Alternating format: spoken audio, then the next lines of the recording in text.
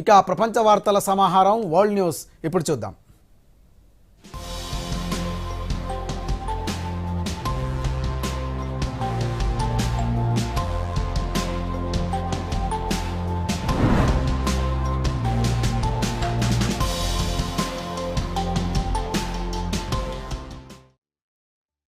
సెర్బియాలో అవినీతి వ్యతిరేక ఉద్యమంలో భాగంగా సమ్మె చేస్తున్న విద్యార్థులు శుక్రవారం గ్రామీణ ప్రాంతాల గుండా ప్రదర్శనలు చేపట్టారు. దేశ ఉత్తర ప్రాంత నగరమైన నోవిసాడ్లో డాన్యూబ్ నదిపై నిర్మించిన 3 వంతెనలను ఈ వారాంతంలో దిగ్బంధించనున్నారు. నోవిసాడ్లో గతేడాది నవంబర్ 1వ తేదీన రైల్వే స్టేషన్ ముఖద్వారం పైకప్పు కూలి 15 మంది మరణించారు. దీంతో విద్యార్థులు అవినీతి నిర్మూలన ఉద్యమానికి దిగారు. రైల్వే స్టేషన్ ప్రమాదానికి 3 నెలలు కావస్తున్న సందర్భాన్ని పురస్కరించుకుని వంతెనల దిగ్బంధానికి పిలుపునిచ్చారు.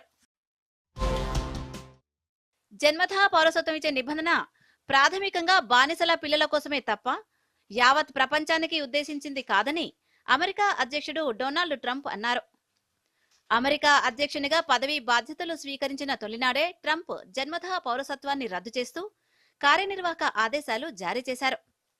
అయితే ఆ మరునాడే ఆ ఆదేశాలను సియాటెల్లోని ఒక ఫెడరల్ కోర్టు కొట్టివేసింది. దీనిపై అప్పీలుకు వెళ్తానని ట్రంప్ ప్రకటించారు.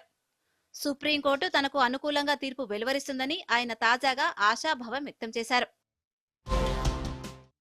అమెరికాలో ఘోర ప్రమాదం జరిగింది. 64 మందితో వెళ్తున్న ఓ ప్యాసింజర్ ఫ్లైట్ 3 సైనికులతో వెళ్తున్న ఆర్మీ హెలికాప్టర్ ఢీకొన్నాయి. బుధవారం రాత్రి 9 గంటలకు వాషింగ్టన్లోని ఎయిర్పోర్టులో విమానం ల్యాండ్ అవుతుండగా ఈ ఘటన చోటు చేసుకుంది.